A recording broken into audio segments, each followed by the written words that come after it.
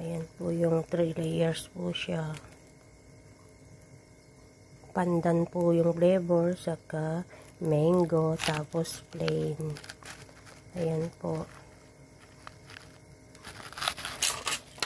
Ayan po ang nagawa ko. Nakagawa ako ng 2 lanera.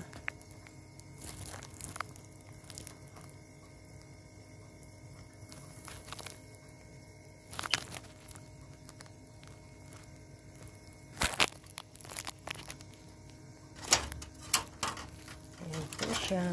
Tingnan niyo po yung ano. Ayan. 3 layer po siya. Mango, pandan, saka plain flavor. Ayan po.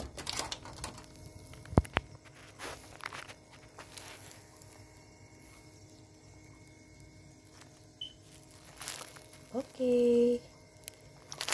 Thank you for watching my video. I hope you like it.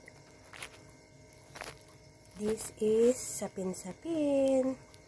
It's a Filipino food and made of glutinous rice flour and rice flour with coconut milk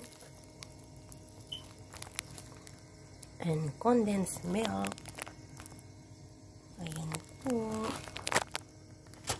Ayan po siya. Tara, gusto nyo pong kumain. Tara, kain po kayo. Ayan po. Okay, thank you po. Bye.